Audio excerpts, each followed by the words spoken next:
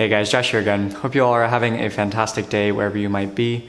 In this video, I'll be starting something I've been talking about for a bit now, which is starting a Slingshot collection series. So this will be the first episode in the series. There's probably going to be 4 or 5 of them, as I have like 30 slingshots to go through. And the reason I'm excited about this one, the reason I chose to do it and why I'm looking forward to it is because each of these slingshots has a story that's intertwined with it, and each of these slingshots kind of represents a point in time in my life. And even though I don't shoot much anymore, slingshots have been such a huge part of my life and was the foundation of this channel and has gotten me to where I am today. So these mean so much to me in so many different ways, and I hope through this series I can share a bit more about myself and my story and how I got to where I am now, and just show off some cool things that I've made in the past, and just show the evolution of this 14, 15-year-old kid who had no idea what he was doing, had never made anything before with his hands, and then to where I am now. And I've just been able to meet so many amazing people through this sport and through this community, and it's just really changed my life. So I'm really excited to be able to share that with you guys through these videos, and hopefully it resonates with you in some way. Yeah, so as you can see here, I only have 2 slingshots on the table at the moment, and there's a reason for this. I was thinking before I started filming, trying to decide how I was going to break this up, because like I said, I have like 30 slingshots here that I want to go over in this series, and I wanted to compartmentalize it somehow so it wasn't like so confusing. So what I decided to do was to section it off. So I'm going to do, this video is going to be the origin story, kind of origin story. These are the 2 first slingshots that I ever owned, that I ever shot, and these 2 slingshots started everything. And there's the biggest story, I think, kind of revolves around these 2. So I think this deserves its own video, and then in future videos I'll be doing these other sections. I have a section on kind of my early slingshots, and then I have a section on slingshots that were gifted to me, and then I have a section on some of my more advanced metal work pieces and stuff like that. So it's going to be compartmentalized out so that it all kind of makes sense. But today, like I said, it will be starting at the very beginning. I'm going to be going way back in time and telling a bit of a story, kind of sharing how I got started in this sport, and just kind of where it all began, the beginnings of the channel over 9 years ago. So yeah, sit back, relax, and enjoy the video. So we'll start with this one here. This was the first slingshot I ever owned, and I think it was the first slingshot I ever shot, although I don't really remember when I shot a slingshot for the first time. It was so long ago at this point that I don't really remember. This is one of those classic, I don't even know what this is, to be honest. I should have looked it up. I don't think it's maybe it is a daisy. But anyway, one of those classic daisy folders with the fold out arm brace and the capsule here you can hold ammo in. That is very impractical. Maybe it was a daisy power line. Maybe that's what it was. I don't know. Someone probably knows. Leave it in the comments down below if you know what model slingshot this is. But I got this thing about 10 years ago now, I think. The earliest memory I have of shooting slingshots was when our family was living in New Mexico. If you guys didn't know, I'm a military child, so I've lived in 9 different states over the course of my life. And one of our stations was in New Mexico. We stayed there for about 2 years.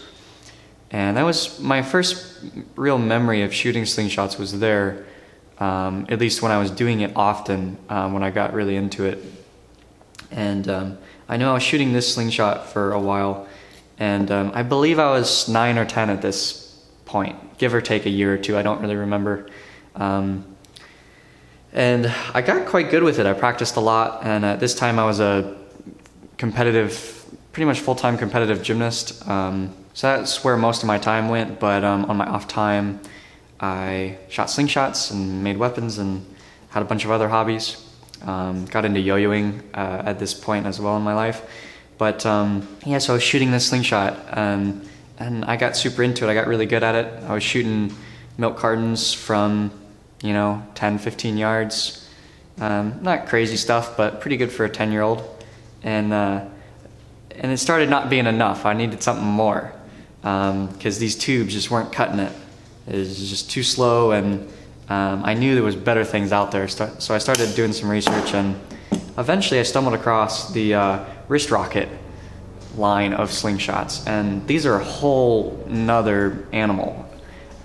These things are phenomenal slingshots. Like, even after how far I've come, all the slingshots I've shot at this point, I still love this slingshot. It's still a phenomenal slingshot, and it's so forgiving and easy to use. I'd probably, if I ever were to teach classes on this, I'd probably use this slingshot for people who were less comfortable with a more traditional style without the wrist brace.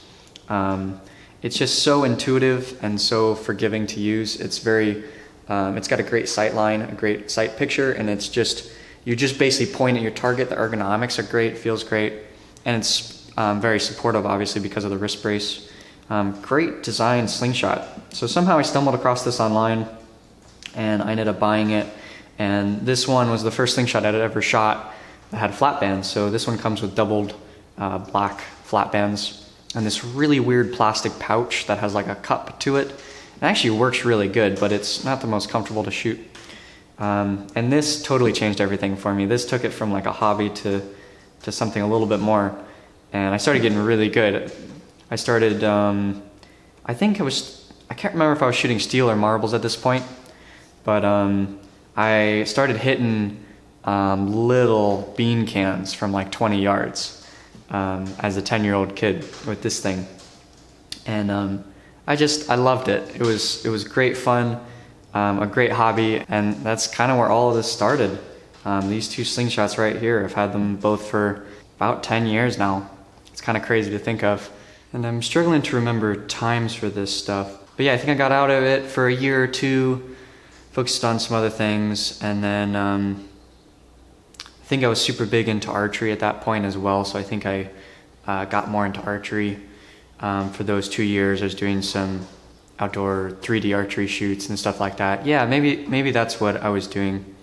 I don't know, it's all jumbling together now, but for some reason I got out of it for a year or two, and then picked it back up a little while later, and I think I was around 12 at that time when I picked it back up. And it's always been fun for me, just projectile weapons and just marksmanship is probably a better word for it. Just marksmanship in general has just always been super fun. I've always loved the challenge, and it's a great kind of focusing, just kind of a great focus discipline, it's meditative in a way. And I've always enjoyed that, and just the precision and the control that you need has always fascinated me. But then yeah, I got back into it when I was around 12, I think, when we were in Virginia. We were only in Virginia for like 11 months, and I didn't really have any friends, so I was just focusing on gymnastics and then on my various hobbies. Maybe that's when I got into yo-yoing. Maybe it was in Virginia because I had so much time on my hands because I didn't really have any friends. But anyway, yeah, so I got back into slingshot shooting, and I was doing yo-yoing, and that was my biggest gymnastics year. That was when I made it to the Junior Olympic National Championships for the first time, and that was just the love of my life at that point. So just focusing really hard on all that, and yeah, I don't really remember much from that year other than gymnastics, but I know I was doing it a little bit. And then the year after that, we moved to Florida, and that's when I started getting back into it, and that's kind of where the next evolution started. When I started buying more slingshots, I started researching it more, started building targets, and really delving into it a bit more. I think possibly that was when I turned 13 that year. I think possibly that was when I found the forums, but it might have been the year after that, I'm not sure. But I know I was shooting that year because I remember having think my 13th birthday party with friends over, and I was trying to teach them how to shoot slingshots. So that was a really fun time for me. Just growing up and just being such an extreme introvert for so long, that year was really special for me. I started making more friends and started learning just how to engage with people more, and slingshots was a big part of that, you know, because I would have friends over, teach them how to shoot slingshots, or and then the year after, when I started getting into the forums, was also just a huge change in my life. But I'll talk about that in the next video, because we're getting into the next kind of section away from these slingshots. So I think I'll end that here. I forgot to mention that I found out later that these daisy slingshots can actually be used with flat bands. So I kind of want to try, one idea for a video I had was to take this, I'm just going to say it's a daisy power line because that's what I think it is. No idea really. But to take this daisy slingshot and mod it to make it, you know, actually good, because these tubes aren't good for much. And this pouch and the plastic connectors, it's just all kind of gross. But with flat bends, this can be a legitimately good slingshot. There's nothing wrong with it. So I had the idea of one day doing a daisy mod video to turn this old clunker into a decent slingshot. I was thinking I was gonna like maybe cut this off or something, take the wrist brace off because it's kind of annoying. Or maybe I'd leave it on and just, I don't know, paint it or something cool, and then attach some flat bands, and I don't know. I could probably come up with something cool, but yeah, this is after all this time, this is still a great slingshot if modded a little bit, and it's just really a classic design. And I wanted to mention this too because I forgot to talk about this. This Wrist Rocket Falcon 2, one of my favorite production slingshots ever, came with these quick clips. So it's actually got a quick band change system, and this was, as far as I understand, pretty revolutionary, and kind of influenced a lot of my designs in one way or another, and taught me a lot about friction and all of that. So super fascinating design here with these clips, and I think it was one of the first ones that had been done like this. So just super fascinating stuff here. And then this one actually all comes apart, which I haven't done this in forever. I forgot this was a thing, but this one's completely collapsible, and I just find that amazing. It's such a cool piece of kit, such a cool slingshot here. One of my favorites of all time. I love this thing. It's so unique, so cool, and it's so solid. Like, it's just a great piece of engineering here. And it's got this clip on it that secures everything in place. Just like that. I mean, brilliant stuff. So cool, such a cool slingshot. One of my favorites. I just realized I kind of talked a lot about the story, but I didn't really talk as much as I had planned to about the slingshots themselves. So yeah, that's kind of what makes these two unique. And this one in particular is just one of the coolest slingshots ever. And I love the top-down wrist support style versus the one that encompasses your wrist. It's so much more natural and comfortable, and this pistol style grip is so comfortable and so ergonomic.